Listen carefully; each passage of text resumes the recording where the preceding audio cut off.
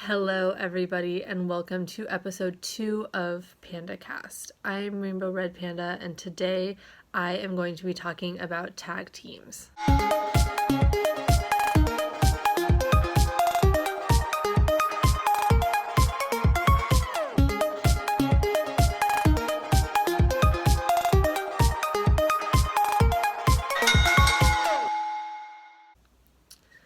Tag team wrestling has always been one of my favorite parts of any organization. If you have a strong tag team that I feel like I can connect with and that I really like, usually I like watching tag team matches over singles matches. I don't know if it's because there's more people to do more things to make it more entertaining. You can tell a bigger story because there's more people involved, or why exactly I'm more drawn to tag team, whether it be just 2-on-2 or now the triple team is kind of coming back where you have 3-on-3. Sometimes you'll get crazy ones like 5-on-5, 6-on-6, something like that, but you don't see those as often. But today I'm going to be talking about just the basic 2-member tag teams. So, NXT announced last week that they are bringing back the Dusty Rhodes Classic, and that is one of my favorite tournaments that they do just because it is tag team based and you get to see all kinds of different teams. And I don't know, I really love tag team wrestling, so that's always been one of the most entertaining tournaments that they have for me, both in WWE and in NXT. I think we all learned last week in my Q&A that I do prefer NXT over the red and blue WWE brands. So all of their tournaments are really good, but the Dusty Rhodes is definitely my favorite.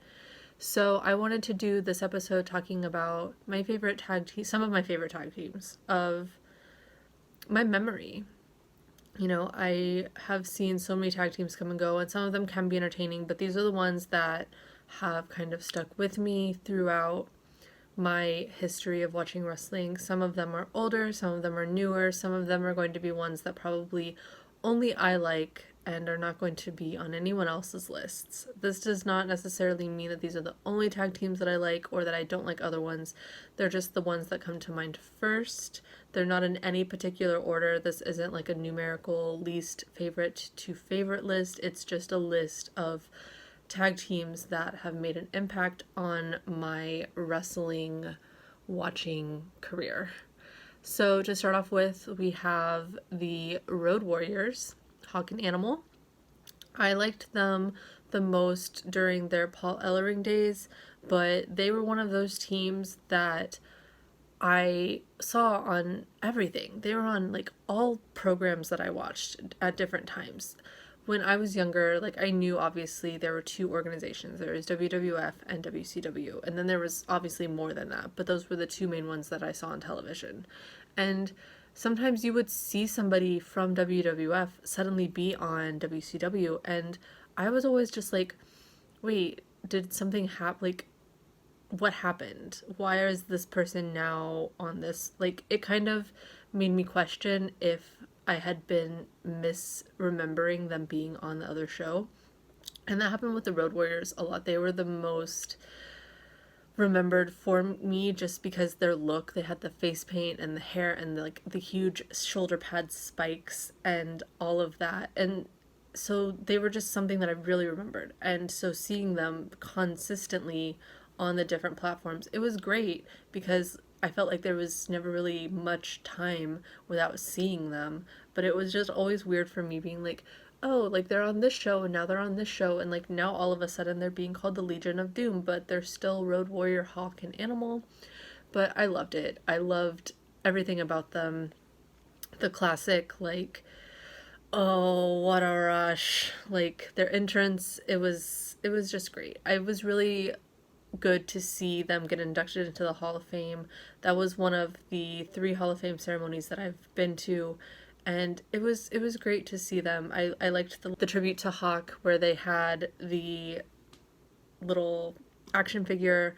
Paul Ellering has always been really good with his manager skills. I really liked when he was the manager of AOP in NXT. I was kind of hoping they would keep that going into bringing them into WWE, but for whatever reason That has not happened, but the Road Warriors definitely are one of my favorite tag teams of all time. If you have to watch just like one of their matches, I would just go to YouTube and put in Road Warriors versus the Nasty Boys. The match where they won the tag team titles from them, it was really good. The Road Warriors and Nasty Boys, they worked really well together. They were definitely good complements at each other for the tag team, and yeah, definitely one of the most memorable, my first most memorable tag teams. They might be the first tag team that I can remember that I knew was a tag team. Like the Heart Foundation and all of that, but those were sort of things where there were so many members that sometimes, my young brain didn't put together that it was like they were these two are definitely a team and not just like, there's 5 of them and 2 of them might team sometimes and 2 of them might team another time. So that is my first tag team. The next team that I want to talk about is a little more recent, and it is hashtag DIY. Now, this team was comprised of Johnny Gargano, otherwise known as so many different things. You have Johnny Wrestling, Johnny Champion, Johnny Everything. I'm wondering if John Morrison is going to have a little angle with him if Johnny Gargano ever gets put into the main roster, because they kind of have similar things with like the nameplay. So you have Johnny Gargano and Tommaso Ciampa, which is one of my favorite. Tommaso Ciampa is just, he's great as a singles competitor, as a tag team, whatever. But DIY, they were a tag team for about 4 years. They won the titles together. They seemed really great together. They worked well. They had really great chemistry.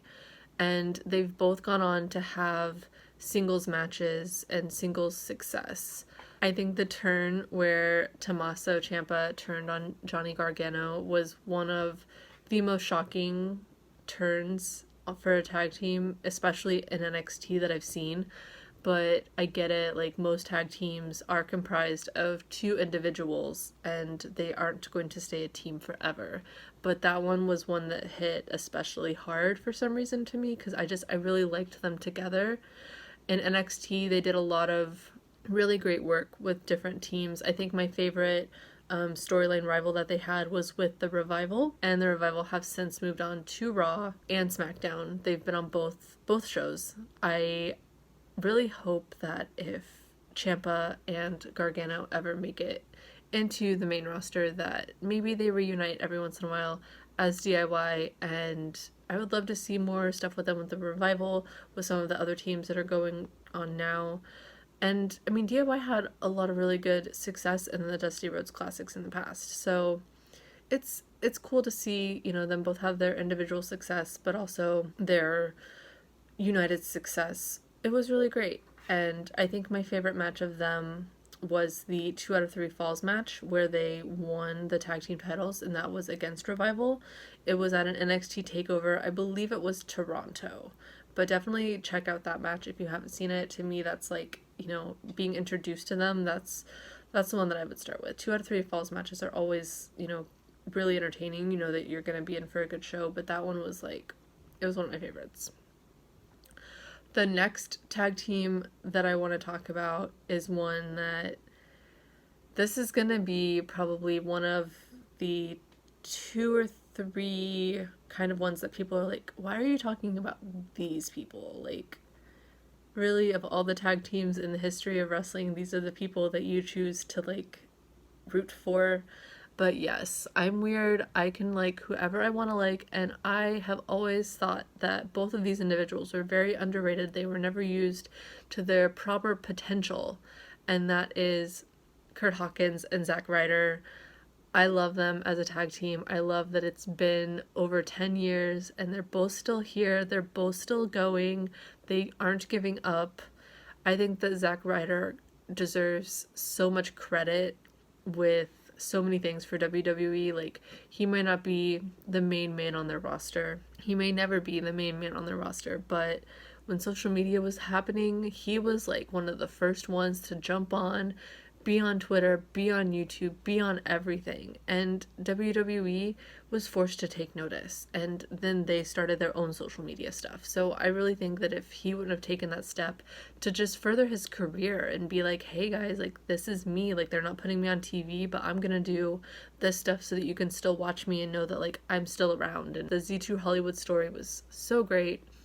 The stuff that him and Kurt Hawkins did in the ring, I love it. It's entertaining. It may not be like a 5-star match, but I've always loved them since they were Edge's like body doubles and then breaking out. And I mean, recently, I think if you were going to watch a match of theirs, you know, they won the tag team titles at WrestleMania recently, like last year. And that match, it was really good for me. Like it was a nice story. You know, they documented that, you know, they hadn't been on Raw for so long, and then they finally were given opportunities, but they had lost for 293 days or something crazy like that in a row. Like all they did was lose, and then finally on the biggest stage of them all, they were given a win. And those are the underdog stories like that, and just the stories that, you know, most wrestlers probably would have been frustrated and given up by now. You know, they're not being used appropriately, they're not being used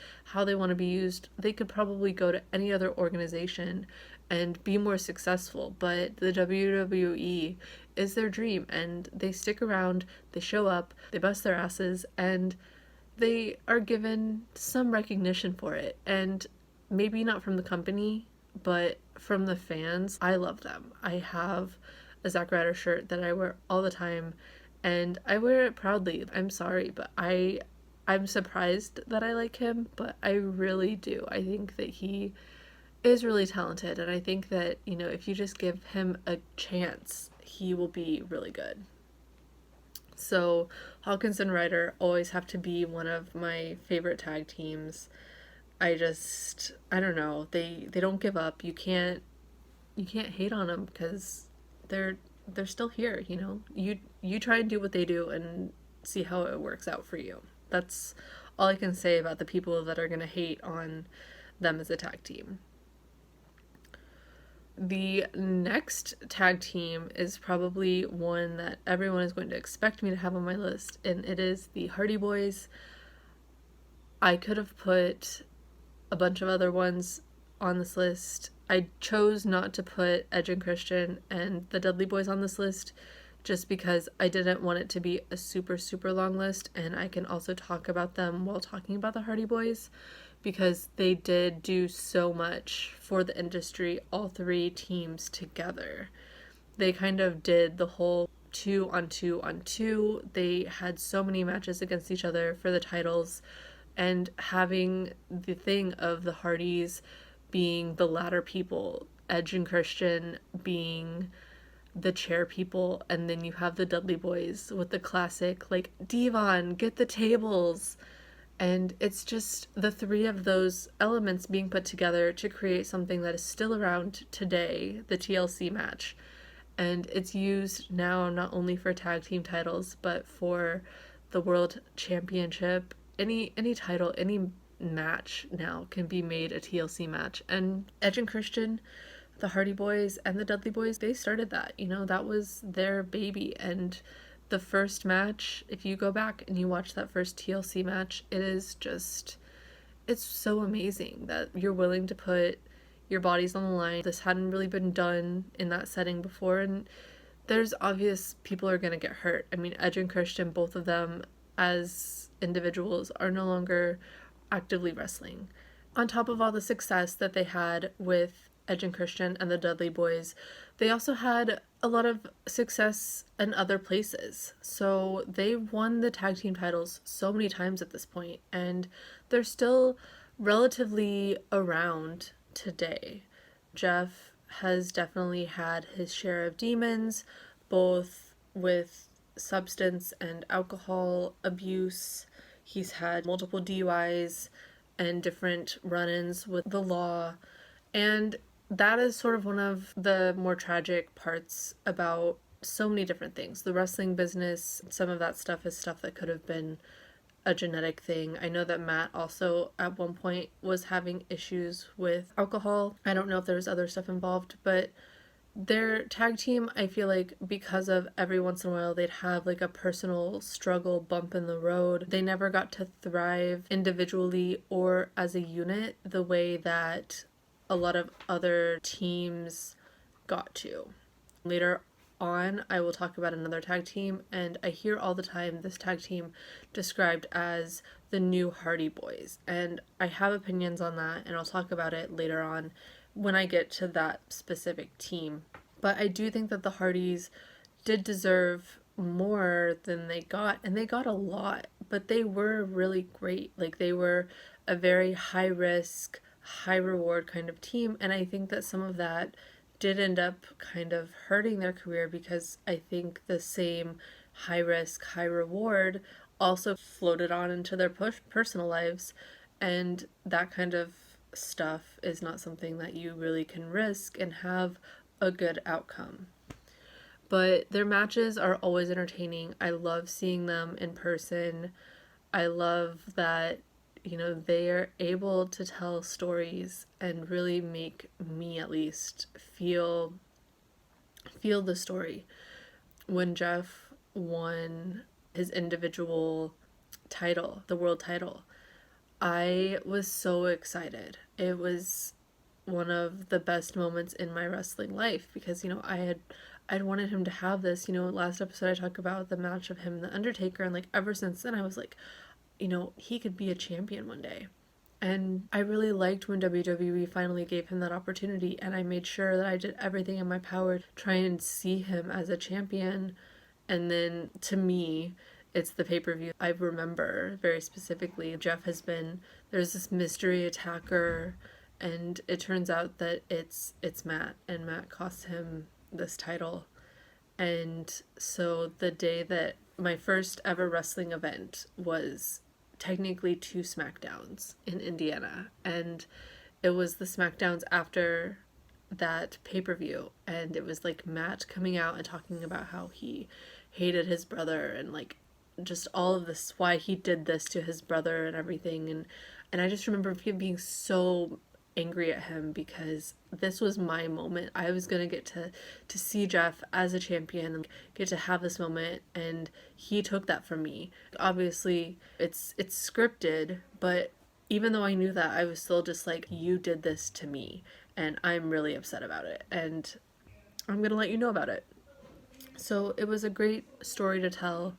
It was a great storyline, even though I didn't like the outcome, but that just means that they did their job. It wasn't a storyline that I didn't care about. I very much cared, and I just didn't like the way that it came out.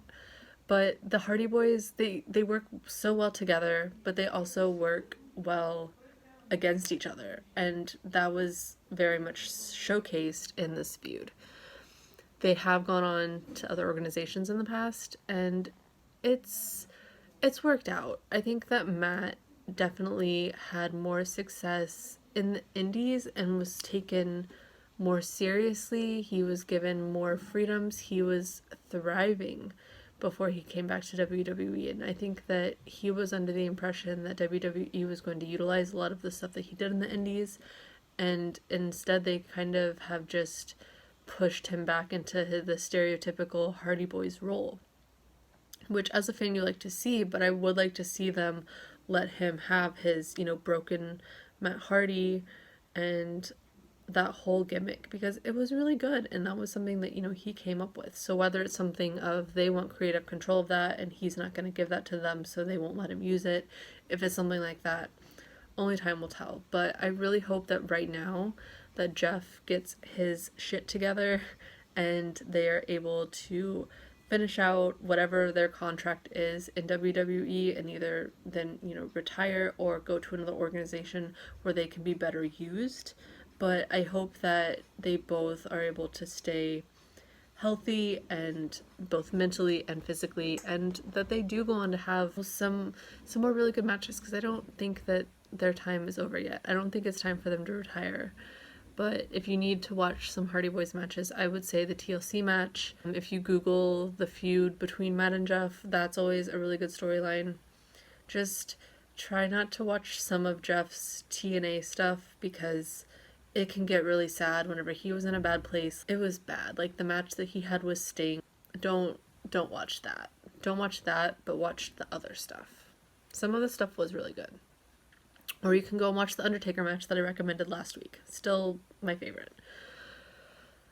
So from the Hardy Boys, a team that most people can agree is a really good tag team. You have one that is probably only on my list and maybe a few other people's, but it's a team that most people don't think about, but I loved them and I have hopes that maybe now, eventually, they might somehow be able to be reunited, even just for one match. I think it would be really cool. And that is The Miz and John Morrison. Miz and Morrison, I don't know why I loved them so much, but I do. I love The Miz. I've always loved The Miz. I think I'm drawn to The Miz and I like him as much as I do because he was one of the first wrestlers that I was able to like follow for his entire career. He was on the Real World, introduced his Miz character there, and then from then you got to kind of follow what he did afterwards. And he would go on these challenges and he would win money and then he would use that money to further his wrestling career, and you got to see him like go up through the indies, do the NXT thing. At the time it was like a search, like a talent search, and I really love that I got to watch him blossom. It wasn't like all of a sudden he was just thrown at me on TV. I don't know if I would have liked him if I didn't know him from before. But John Morrison, he's just something. I can't even describe my thoughts on John Morrison because he introduced me to things that I had necessarily never heard of. I had never really known about the parkour circuit and all of that kind of stuff until he was doing all of these crazy moves and able to run off of walls and all the different flips and just crazy things that he can do. And I had never really seen a lot of that before. And then finally he would do videos and stuff talking about how he goes to parkour and he does parkour, and it was like all these videos. And obviously I'm not going to try and do that because that's not something that I feel like I should do. I don't trust myself enough to be able to do those kinds of things, but I love that it has inspired so many people to go and do those things. And the two of them together as a tag team, I loved the dirt sheet segments. So many of their matches were against tag teams that I'm just nostalgically obsessed with. You have DX, you have DX meaning Shawn Michaels and Triple H. I didn't include DX in this because once again to me that's like a faction, but Triple H and Shawn Michaels, whenever they would tag together after DX had been created, they would call them DX. But DX to me isn't just the two of them, it's the group as a whole. So once again, not in this list, but they are definitely one of my favorite factions of all times. Maybe I'll make another podcast about that in the future. But they were so good with their dirt sheet and their promos and talking, and I really liked the way that they wrestled together. I thought that they did have chemistry. I liked the look. I liked them coming out with the slow motion and all of that, which is something that Morrison kind of brought over. It wasn't something that was exclusive to the two of them. But it was just so great and I loved it. And one of the things that I watched recently, and I had seen it when it happened, but at the time I didn't really think too much about it, but I've watched it now and it's so funny to see, is during their feud with DX, they brought out two people to be dressed like Shawn Michaels and Triple H to mock them and make fun of them. And the two people were Matt and Nick Jackson, otherwise known as the Young Bucks. And it's just so crazy to see the Young Bucks when they truly were Young Bucks and be in that promo and be alongside these two people and also impersonating two people that I love. So it's almost just like six of my favorite people were in a ring together, and I loved that promo. I thought that it was hilarious. Now it's even more hilarious because you've seen what the Young Bucks have gone on to do, and that they're not just like these jobbers that you book to just show up in a ring and wear weird fake prosthetic noses. And I love that promo. It's so classic. If you go back and watch it, it's great. And then going and watching the Miz and Morrison versus DX match that happened afterwards, it's just, if anything, it just pulls at my nostalgic heartstrings. I just love it. I love the idea of like an old tag team, a newer tag team coming together and just putting on a performance. And they also did some stuff with another team that I'm going to talk about later, and I'll talk about that match when it needs to happen. But yes, Miz and Morrison, I really hope for at least one time of reuniting, because I loved them together. Once again, I feel like I'm one of the few, but I loved it. The whole be jealous thing was amazing, and it just, like, A+ television right there to me. That is must see, as Miz would put in his angles now. The next tag team is one that, growing up, I had so many opinions about both of these wrestlers, one more than the other, but they came together and they worked really well together. And that is Kane and The Undertaker, otherwise known as the Brothers of Destruction. Now, I loved The Undertaker, but I also was terrified of my first impression of The Undertaker growing up as like literally like a very small child, under 5, probably like 3, terrified. Absolutely terrified. I will go into all of those things in a different episode because it's not really relevant to this, but he was able to terrify me and then later on excite me and I just completely was able to turn my opinion of him around. And that's sort of a really great quality trait of a wrestling character, is being able to make people feel certain things. And obviously I was young, and so obviously younger people are going to like be more susceptible to those kinds of things, but I loved it. And I love that now I am a huge Undertaker fan, but I can still remember back in the day being terrified. So when Kane was brought into the picture, he was brought in as being the long lost brother of the Undertaker. He was brought in by Paul Bearer as sort of like this Kane is gonna get you, be wary of Kane kind of thing. The Undertaker did seem kind of taken aback. I don't want to say he was scared, but maybe. And Kane was introduced. While they actually in real life were not real brothers, I think that Kane and the Undertaker had chemistry similar to some of the other tag teams that I've mentioned, where they work good against each other, but they also were finally, after they put their like personal differences aside, they were able to come together and have some really great tag team matches. They won titles together.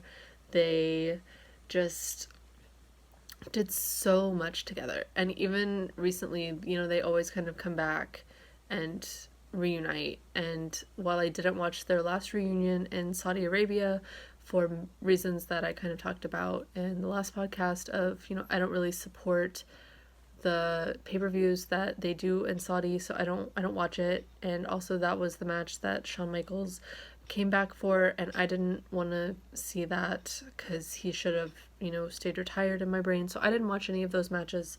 I didn't even really hear about it. I didn't want to hear about it. I just wanted it to not have ever happened, but it did. I wouldn't recommend going and watching that match, but they've done some really good matches. They did a match with Miz and Morrison, which I really liked for similar reasons of like, you have an older team, a newer team, and they both really work well together and have chemistry. So having them have a match together was, I enjoyed it. They've also did a lot of other stuff that was non-Saudi themed with Shawn Michaels and Triple H. So I would say go and watch all of those matches. The 4 of them work really, really well together. The Undertaker, Triple H, and Shawn Michaels work really well together. You add Kane into it, and it's really good. There's also a match where they team with Daniel Bryan, who was a former tag partner of Kane's. So sort of like the Brothers of Destruction and Team Hell No versus the Wyatt family, which was also a really great match to watch.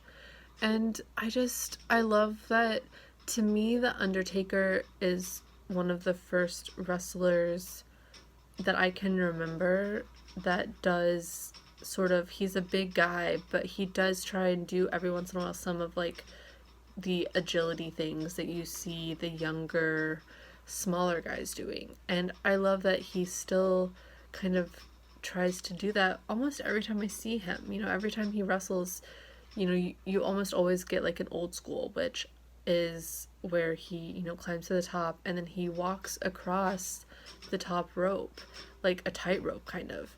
And then he ends up jumping off of it. And while it's not like, a 450 or like any kind of like crazy flip or anything, for like a guy that size to like tightrope a freaking rope, it's fun to see. It's great. I don't care if it's not the most exciting thing for that the big guys are doing right now, but I feel like those little things are what kind of enabled what we have now of people coming out of their shell and doing more things that are like, big guys don't normally do those things. They are just here to be strong and hit people and knock them down. And the Undertaker can do that, but he can also do a lot of other stuff. So I like that he can be very well-rounded. And then you have Kane, who is so great. Well, the Undertaker is great in mic and promo skills too, but Kane, he's great at that. He's one of the first wrestlers that I feel really mastered working in his mask the way that he does whenever he chooses to wear it. There is sometimes you have Kane with a mask and sometimes Kane without a mask, but wrestling with a mask can sometimes be challenging because you don't get to see the emotions and stuff, so you have to figure out a way to make it come through without, being able to show facial features. And I think that he did really, really well with that. And the whole dramatic taking off the mask for the first time. Like, it was storylines like that that I'll always remember. And the Brothers of Destruction will probably always be one of my top favorite tag teams, just because the two individuals and they come together and they get even better. I don't know how they do it, but it's really good. So I would go and watch the Brothers of Destruction face DX and see where it takes you from there. It'll just probably take you down a rabbit hole that you're not going to regret. The next tag team is going to be the first tag team that I talk about that has not been in the WWE. One of its members is currently in the WWE, but the other one is not, and that is Beer Money. I love James Storm and Bobby Roode as he was at the time, and I thought that their chemistry was really good. I shouldn't have liked anything about that tag team. I'm not into beer or any really drinking storylines. Like, I like Stone Cold and I appreciate Stone Cold and I recognize that he's one of the greatest of all times and he's great at promos, but like the beer stuff I just never really got into because it wasn't my thing. It wasn't something that I was into. It's not something I cared about. But Beer Money like took his stuff and then ramped it up, and it was great seeing like James Storm come down in various different helmets or devices that he can use to drink beer. The promos sometimes reminded me of a cross between like the APA and Stone Cold, and they just had some really, really great matches together. They worked extremely well together, and they were sort of the first tag team in TNA that I really was drawn to, and from them I was able to find a bunch of other tag teams because the tag team division in Impact did get really good at one point, and I liked the tag teams on that program more than I did on Raw or SmackDown. And Beer Money was one of the first teams that made that impact for me. So, I mean, from start to finish of one of their matches with their music hitting and it's just like, sorry about your damn luck.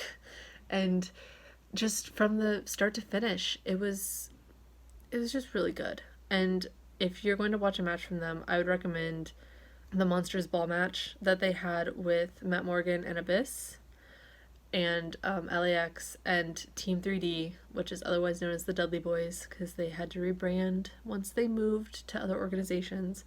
But that match, it was really good, and a Monsters Ball match is one of those matches that a team like Beer Money shouldn't be in. They were kind of like sticking out, like, why are you here? Like, this isn't your type of match.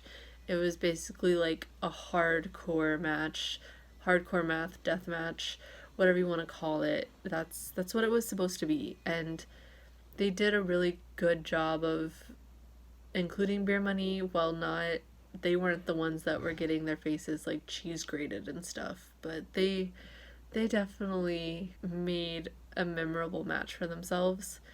But it's not something that they really do other than that. But it was a good match, and it lets you look at other tag teams. Like Abyss is not normally known for tag team work, but I love a lot of like anything that he does. So watch Beer Money, watch their promos, watch their everything. Just everything about them was just so entertaining. And that kind of also leads to the next team, which was another Impact well, yeah, it was Impact exclusive, and now they've expanded to other places, and that is Bad Influence. Now I'm talking about the original Bad Influence. I know now we have SCU, but the original Bad Influence was just Christopher Daniels and Frankie Kazarian.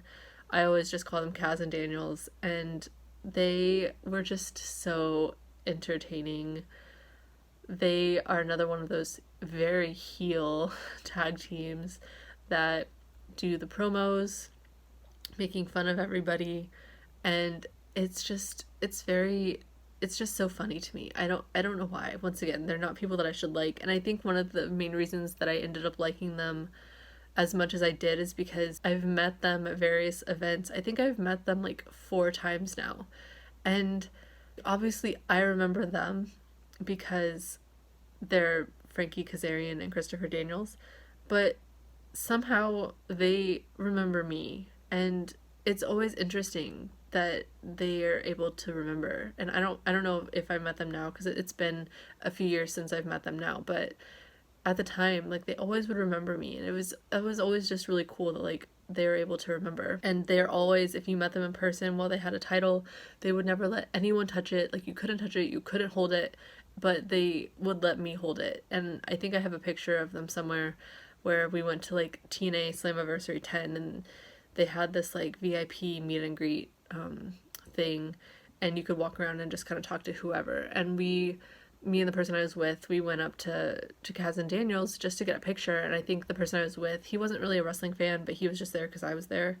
And he asked them like, "Oh, like, can I hold the belt?" And they're just like, "No, like, don't, you can't touch it, don't look at it, whatever." And then I came up, and I don't even remember if I asked, but I held, I think it was Christopher Daniels' belt. Like, I got to hold it in the picture, and I'm just like, "Oh, that's really fun." Like, but also like, why did you let me hold it? You didn't let, him hold it. And then people after that, they wouldn't let them hold it. So I don't know what it was.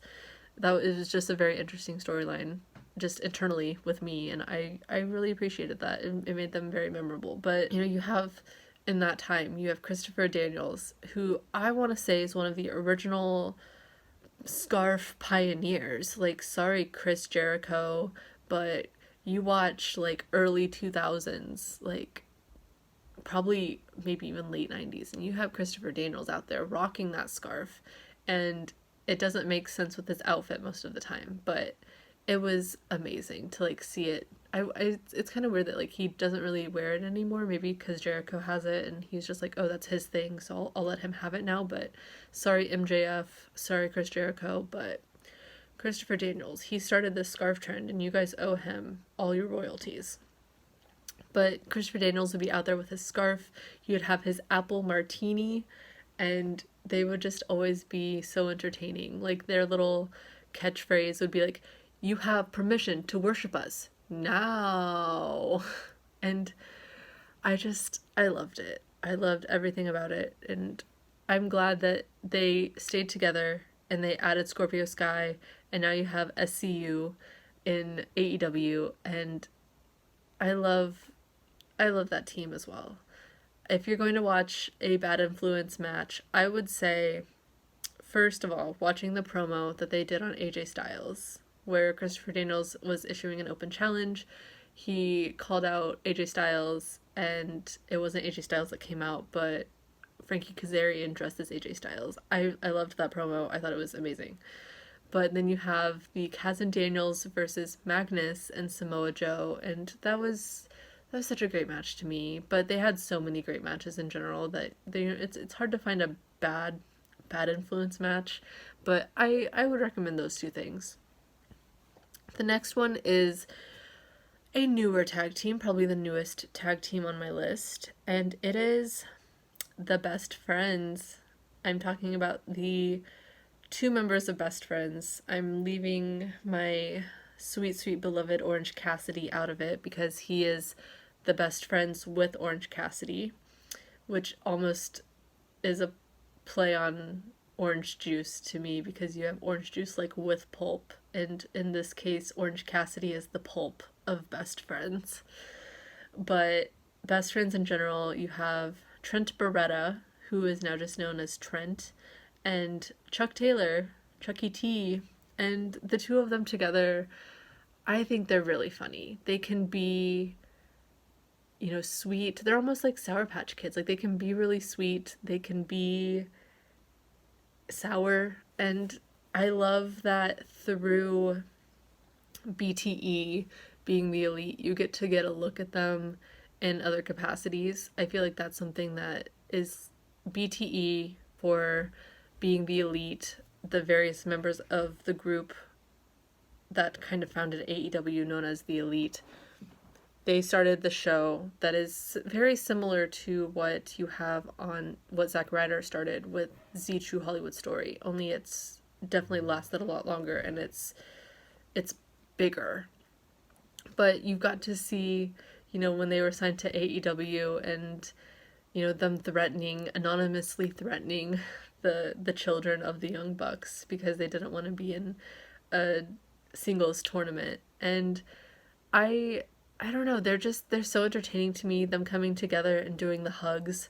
And they were the original people that did sort of what the Young Bucks do now with the room service. They used to do an eating show similar to that. And they've been two really entertaining individuals, and I love seeing them tag team. I love that Trent went from being on Zack Ryder's Twitter and shows all the time being like, where's Trent? Because, Trent Beretta used to be part of WWE, to being, in this group, Best Friends. And it's just, the song, the hugs, the shirts, just everything about them. I think that they're going to be really big in AEW, and I look forward to seeing what they do, both with and without my beloved Orange Cassidy.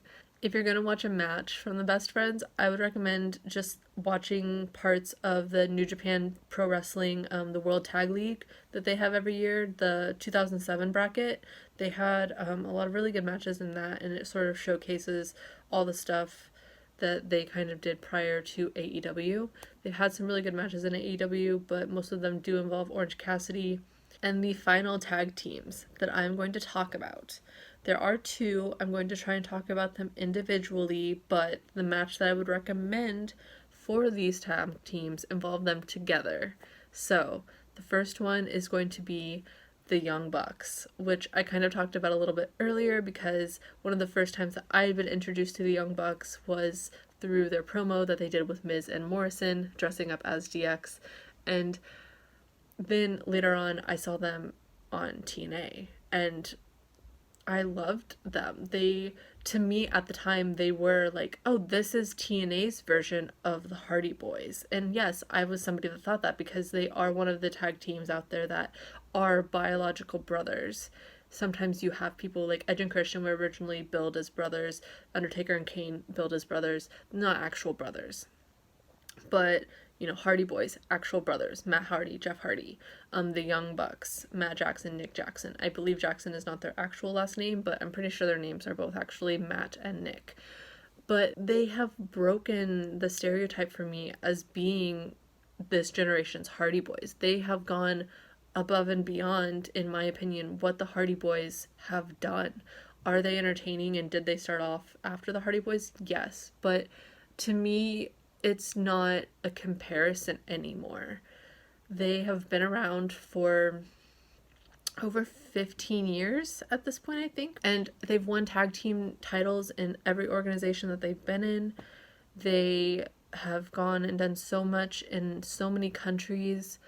They have a synchronicity and just a mind for this business. Like, AEW wouldn't have existed without them. That was something that Tony Khan and one of them, I think it was Matt, it might have been Nick, I might be wrong on that, but one of the brothers and Tony Khan were like the original people that kind of talked about making AEW a thing. So, without the Young Bucks, you wouldn't have this whole organization now.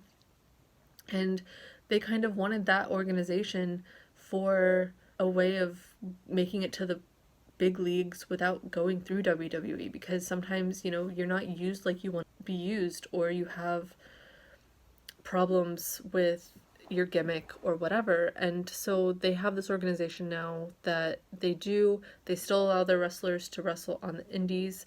And I think that's really cool. Like right now, a lot of them are in Japan at the Tokyo Dome doing what they love. And then on Wednesday, they're going to be back on my television on TNT doing what they love again. And the Young Bucks, they own this company. They're part of it. They get to make the creative decisions, but they're really focusing on making the tag team division the best that it can be. Every every Dynamite has ended with a tag team match.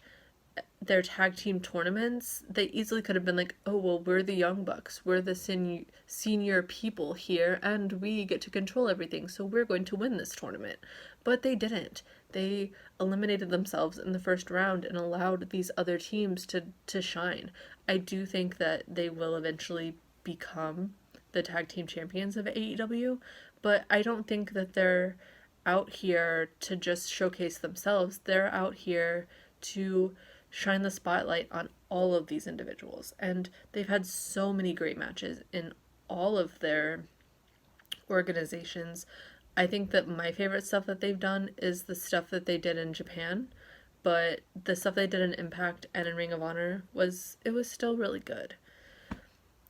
I loved the Bullet Club stuff that they did. I was at Hammerstein during Adam Cole's curtain call, and to see them in probably the most heel performance that you can really see the Young Bucks. Not that the Bullet Club is like a heel, but I mean, turning on your leader is kind of like a heel move.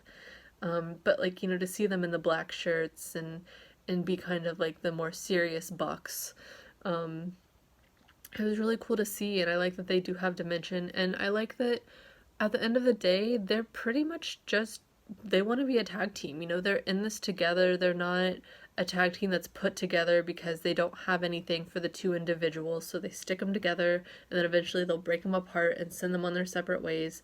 They're not like the Hardy Boys, where they each have singles careers that span many years. They're Matt and Nick Jackson. They're the Young Bucks. They do stuff together. They do have some singles matches, but for the most part, they stay together. And I respect that. It's rare that you find someone in the industry that their goal isn't to win, the World Heavyweight Championship. Their goal is to be the best tag team, and I really think that they have accomplished that. I would say the Young Bucks is one of, if not the best tag team that has been in professional wrestling. They are just so good at their craft. They take it so seriously. They train so hard for what they do, and they're really able to synchronize and do a lot of, tag maneuvers together that are very unique, and I really like that. And watching them on Being the Elite, which is something that they edit and shoot, you get a whole nother look at it, and it's really great to see what they do. So I really love the Young Bucks, and my favorite compliment to them, and one of my favorite matches that they were in, involves the Golden Lovers, which is Kota Ibushi and Kenny Omega. Now, Kenny Omega is one of my favorite wrestlers ever. I know he wasn't on my list last week, but he's still one of my favorites. That list was not representative of how I feel at all times. It was just representative of how I felt at that time. But the two of them together, and hearing the story of Kenny wanted to face Ibushi, and he got to do that, but then by facing him, they realized that they had a chemistry and they became a team, and they teamed and did all the team things. And just, I feel like that storyline, while it wasn't meant to be about anything specific, the fact that they chose to call themselves the Golden Lovers over the original name that was pitched to them, which was like the Golden Twins or something like that, they had people wondering, what are they? Is this like a Billy and Chuck situation? Is this just like a tag? Like, you know, are they together? Are they not together? And I loved that, you know, they were able to tell this kind of like a love story in a way of like coming together and then, you know, being torn apart, but they're still always, they always find their way back to each other. And one of my favorite matches that they've had was probably the final match. I believe it was the final match that they've had together thus far. It was the Golden Lovers versus the Young Bucks at an event in Japan, and it was so good. I love just the two of those teams. Those are like two of my favorite teams. So them coming together and having this incredible match. You know, the Young Bucks and Kenny are part of the Elite together, so they know each other very well and they have chemistry. And then you have, you know, Ibushi and Kenny, but they're insane chemistry. Like, they do things together that I just was like, how? Like, both of them standing on the top rope and then jumping off together and doing like the same thing at the same time and landing together. And I'm just like, that's just so, like, if I tried to do that with somebody, we would like hit each other jumping down. And like, I just, even being good, that just takes a whole nother level of skill that my brain just can't think about. And just, I almost wish that Ibushi would just leave his current organization and just come to AEW and just be around all the time, because he is so talented. And I I think that now the people in Japan are being showcased more in America, but there are a lot of them that definitely go under the radar that everyone needs to know about. I would definitely always suggest looking at New Japan Pro Wrestling, All Japan Wrestling, like just go to Japan and watch wrestling. Like, I haven't done that, but it's on my bucket list of stuff to do because I think it would be amazing. But the two teams, that match, it was to me like one of the best tag team matches that I can talk about. Like, it was just so great. It was such a long, heartstring pulling match, and I mean, I can't talk about any matches after that because it's just so great. So my recommendation of this week is that you go and you watch the Golden Lovers versus the Young Bucks. Put it on YouTube. I don't know if the full match will come up, but there will definitely be like the best parts. And it was just such a great match. So down below, let me know what your favorite tag teams are, however you watch wrestling, past, present, who your favorite tag teams are.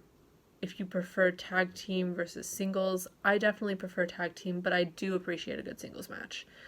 And that's all I have for you this week. Next week, I hope to be talking about a live event that I will be going to between now and then.